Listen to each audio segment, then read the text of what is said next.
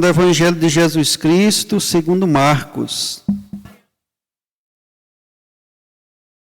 Naquele tempo, quando Jesus saiu a caminhar, veio alguém correndo, ajoelhou-se diante dele e perguntou: Bom mestre, que devo fazer para ganhar a vida eterna? Jesus disse: Por que me chamas de bom? Só Deus é bom e mais ninguém. Tu conheces os mandamentos: não matarás, não cometerás adultério, não roubarás, não levantarás falso testemunho, não prejudicarás ninguém. Honra teu pai e tua mãe. Ele respondeu: Mestre, tudo isso tenho observado desde a minha juventude. Jesus olhou para ele com amor e disse: Só uma coisa te falta. Vai, vende tudo o que tens e dá aos pobres, e terás um tesouro no céu. Depois, vem e segue-me. Mas quando ele ouviu isso, ficou abatido e foi embora, cheio de tristeza, porque era muito rico. Jesus então olhou ao redor e disse aos discípulos: Como é difícil para os ricos entrar no reino de Deus. Os discípulos se admiravam com estas palavras, mas ele disse de novo: Meus filhos, como é difícil entrar no reino de Deus. É mais fácil um camelo passar pelo buraco de uma agulha do que um rico entrar no reino de Deus. Eles ficaram muito espantados ao ouvirem isso e perguntavam uns aos outros: Então, quem pode ser salvo?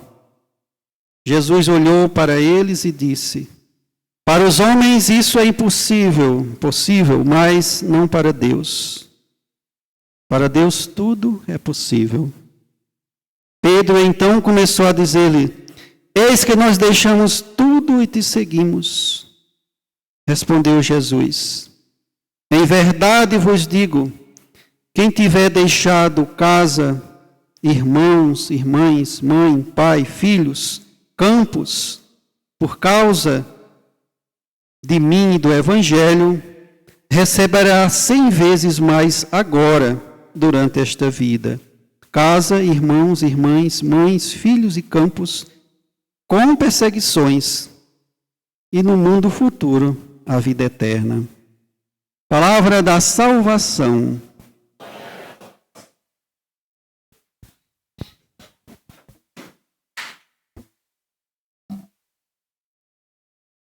Querido Padre Marcelino, querido povo de Deus, a liturgia da palavra deste 27º domingo do tempo, 28º domingo do tempo comum, segundo domingo do mês missionário, nos faz refletir sobre os mandamentos,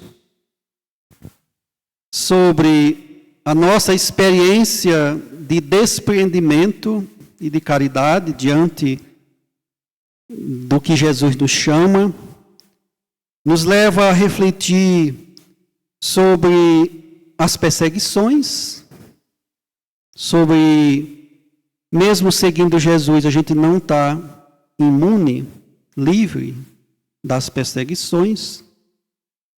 Perseguições essas que vêm do mundo, esse mundo pós-moderno traz muitas questões que nos tiram, do nosso segmento com Jesus. E quando nós nos colocamos de forma autêntica como cristãos, defendendo os valores do Evangelho, com certeza nós somos perseguidos, porque o mundo não quer uma postura reta, uma postura de acordo com a palavra de Deus. O mundo pós-moderno, muitas ideologias, elas se sentem provocadas e ameaçadas por aquilo que é a vida de um cristão. Que é a vida de alguém que é desprendido, é a vida de alguém que tem autonomia nas suas escolhas diante de Deus e que não se deixa iludir pelas riquezas, que se deixa iludir só porque tem bens. E aí, no Evangelho, né, alguém chega diante de Jesus. Jesus está a caminho de Jerusalém. Todos esses domingos que nós estamos ouvindo o Evangelho, né, na liturgia dominical, né, a gente está acompanhando Jesus com os discípulos a caminho de Jerusalém. O que vai acontecer em Jerusalém? Vai acontecer a paixão, morte e ressurreição de Jesus. E aí, neste caminhar de Jesus com os discípulos, ele vai ensinando, aproveitando cada deslize dos discípulos, cada questão, cada pessoa que vai se aproximando ali de Jesus por esse caminhar com Jesus, Jesus aproveita para dar um ensinamento.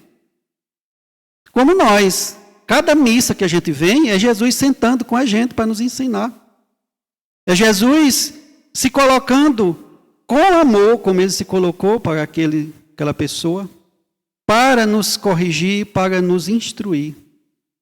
A igreja, né, os pregadores, os padres, diáconos, os bispos, são responsáveis de apresentar o que o Evangelho propõe, o que Jesus propõe. E nós estamos aqui igual os discípulos, sentados diante de Jesus. Primeiro na sua palavra e depois diante do seu corpo e sangue. E aí chega uma pessoa, nesse caminhar de Jesus com os discípulos, e com uma boa reverência, né, se ajoelha, fica diante de Jesus, né, chama de bom mestre, é uma pessoa que respeitava. Ele conhecia, sim, os mandamentos, estava aqui, ó, na cabeça. Ele estava observando os mandamentos.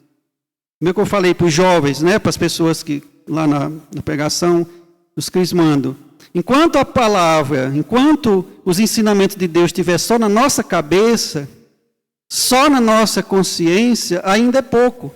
Ela precisa descer para o coração e invadir todo o nosso ser, para que a gente possa agir de forma plena diante de Deus e a responder a nossa missão, aquela que Deus confiou. Então ele já observava os mandamentos, mas tinha um obstáculo. Ele era muito rico. E aí, simplesmente ele falou, não vou dar conta dessa proposta aí do Senhor me dizer que eu preciso, né? Falta só uma coisa. Olha que coisinha que faltava, vender tudo e dar aos pobres, partilhar com os outros.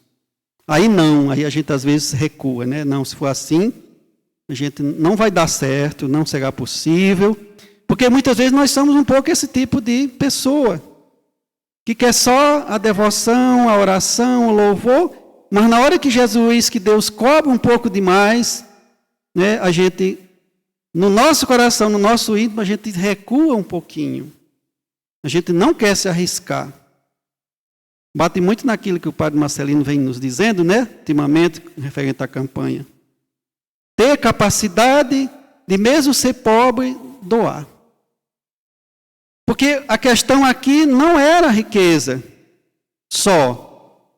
É porque a riqueza foi um obstáculo para aquele homem. Mas por muito menos a gente também coloca obstáculo no seguimento a Jesus. Nós nos apegamos facilmente às coisas, aos bens, e na hora de partilhar e abrir mão um pouquinho, a gente não consegue. A gente acha difícil, a gente faz igual essa pessoa. A gente volta, não é possível. Esse padre, esse diácono está exigindo muito, não dou conta.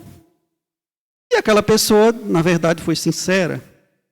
Ela não teve fingimento. Não deu conta, saiu muito triste, infelizmente. Não deu. Esse é um exemplo, né, que tem no Evangelho. Eu creio que muitas pessoas também, na caminhada com Jesus, em algum momento disseram que não davam conta de seguir Jesus. Como nós também, em alguns momentos, não damos. Começamos, fazemos ali a crisma, né, vamos até a crisma, jovem, né? Depois da crisma, aí todo mundo vai se espalhando, vai se deixando levar, né, pelas motivações do mundo. Claro, muitos vão estudar, vão se dedicar integralmente aos estudos, mas sempre vai ter um tempo para Deus. Porque sem Deus a gente não consegue. Sem Deus a gente definha, sem Deus a gente adoece, e quando na hora de cuidar a gente nem se cuida direito. Mas assim, a primeira leitura nos vai ajudar nisso, porque ela vai falar da sabedoria, que eu acredito que é uma das riquezas, porque também a sabedoria é um dos dons do Espírito Santo. Né? A sabedoria que ajuda a gente a fazer um discernimento. Né? O livro da sabedoria vem nos dizer assim: supliquei e veio a mim o Espírito da sabedoria. Preferi a sabedoria aos cetros e tronos. E em comparação com ela, julguei sem valor a riqueza. Aquele homem lá não conseguiu julgar sem valor a riqueza. Sem valor em que sentido? No sentido de que a riqueza, ela não pode ser obstáculo. Nossos bens não poderiam ser obstáculo para a gente seguir Jesus. Para a gente ser fraterno, para a gente fazer caridade, para a gente se desprender. E aí no caminhar com Jesus, nessa experiência com Jesus, Jesus vai aprofundar com os discípulos. Como é difícil, né? Um rico entrar. Quando Jesus se fala rico, como é difícil uma pessoa apegada a seus bens entrar no reino de Deus. É mais fácil um camelo passar por um fundo de uma agulha, já veio um camelo, né? É muito grande. Só que a agulha que fala aqui, eu vim entender quando eu fui a Jerusalém, que lá nos muros de Jerusalém tem umas festas onde se atirava as flechas na guerra, e era uma brechinha assim, na lagoa mais ou menos dessa caixinha de som, mas mesmo assim não dá para passar um camelo, né, por aí. Então isso é uma expressão que Jesus usa, né, para dizer do absurdo que é quando a gente se apega, quando a gente se quer fazer rico das coisas, quando a gente coloca os bens como nossos ídolos, como nosso Deus. E aí, Pedro vai justificar, nós deixamos tudo. Pedro tinha deixado uma canoa, né, uma rede, né, tinha deixado a sua associação de pescadores ali para seguir Jesus. E aí Jesus vai dizer, ainda tem mais uma coisa. A gente não se desprende somente dos bens. A gente precisa também se desprender das pessoas. Aí é outro baque, né? Quando um casal de namorado assume o matrimônio, eles têm que deixar pai e mãe. Tem que deixar papai e mamãe. Muitas vezes o jovem tem dificuldade de deixar. Porque deixar não é abandonar, não é desonrar, eu agora tenho autonomia para eu seguir o meu caminho como uma pessoa adulta. Esse é o deixar. Quando o padre Marcelino deixou pai e mãe, ele não desonrou lá nas Filipinas sua família. Por sinal, ele os ama. Todo aquele povo, aqueles irmãos dele. Enquanto que ele vai voltar lá. Mas ele se desprendeu desta família, se desprendeu para ser um missionário nos confins do mundo. Quando o diácono Francisco assume, né, essa possibilidade de ser diácono, lá no início, o desprendimento já não foi só meu, foi também da minha esposa, foi também da minha família. Quando você assumiu o ministério, esses jovens que estão aí nos ministérios, nos encontros, quando eles assumiram, né, um trabalho, eles também se desprenderam de muitas coisas do mundo, né, para poder estar aqui. Muitos jovens estão nas piscinas, né, curtindo aí o domingo, e os jovens passaram o dia aí, né, em fraternidade, em oração, rezando, uns ajudando no encontro dos crismandos, outros fazendo o próprio retiro. Então, o desprendimento não só dos bens, mas das pessoas. Por fim, mais um obstáculo. As perseguições. A gente quer seguir a Jesus, mas a gente quer seguir tudo certinho. Mas aí vem as perseguições, às vezes no ministério, às vezes naquilo que a gente faz, a igreja é perseguida, né? Aquilo que a gente abraça traz consequências, às vezes até próprio dentro da nossa família, porque às vezes a gente precisa assumir uma postura de acordo com o evangelho, a gente é hostilizado, a gente é criticado também, é perseguido. E o mundo está aí perseguindo os cristãos, querendo secularizar tudo, né, desrespeitando a religião, desrespeitando, né, aquilo que o cristianismo apresenta de melhor para a formação do mundo. O evangelho, quando é pregado, não é pregado somente para o nosso grupo, ele é pregado para o mundo. A semente do evangelho é semeada no mundo, no meio das pessoas, no coração das pessoas. E nós que estamos aqui, nós estamos no mundo, não somos do mundo, mas estamos no trabalho, no mundo do trabalho, no mundo dos desafios, convivendo com pessoas de outras crenças, mas com o nosso jeito. Volta e meia eu vejo alguém dizer assim, olha, aquela pessoa tem algo diferente, tem algo bom nela, né? Ela faz a diferença ali. Olha como é bonito isso. Então o evangelho, né, nos coloca essas questões para nos ajudar, para nos dar sabedoria. Não são os poderes, não são o cetro, não é o bastão lá do rei que faz a gente ter a vida eterna. É a nossa doação, como a gente ontem meditou sobre Nossa Senhora, é o serviço que nos torna, né, sacerdote, profeta e rei. No batismo é isso, reinar sobre o mundo, reinar sobre as potestades do mundo. Então, nesse momento, nessa liturgia, nós queremos pedir a sabedoria de Deus. Podemos silenciar um pouco e pensar que discernimento eu preciso fazer para eu me desprender mais. Quais são os meus apegos? Quais são as questões que mais me prendem, que são um obstáculo para mim ser um bom cristão? Quais são os meus egoísmos? A sabedoria, ela vem ao nosso coração quando a gente silencia. Uma pessoa sábia é uma pessoa que não fica justificando, nem julgando ninguém, só escuta, faz um discernimento correto. Então, o livro da sabedoria, a primeira leitura, nos ajuda nisso. O que é a sabedoria? O que é uma pessoa sábia? É alguém que busca a essência. Então, é importante que pensemos, né, nesta escolha. Porque no final é a vida eterna que a gente vai ganhar.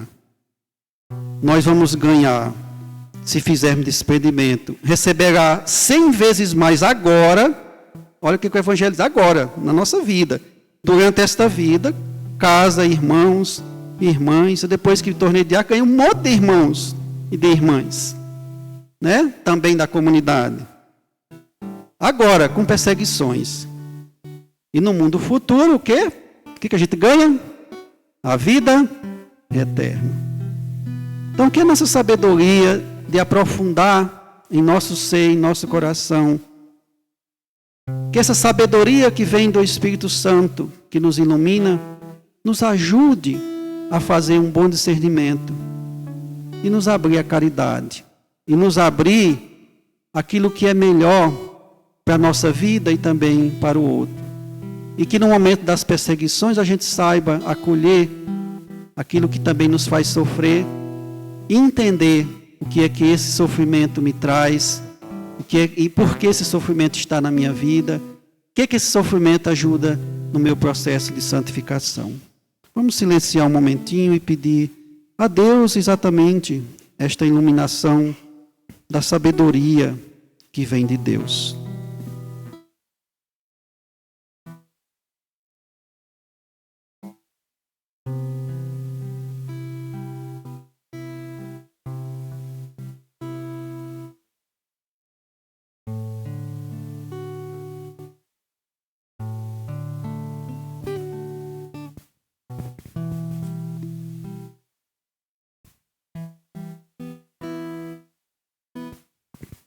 Louvado seja nosso Senhor Jesus Cristo.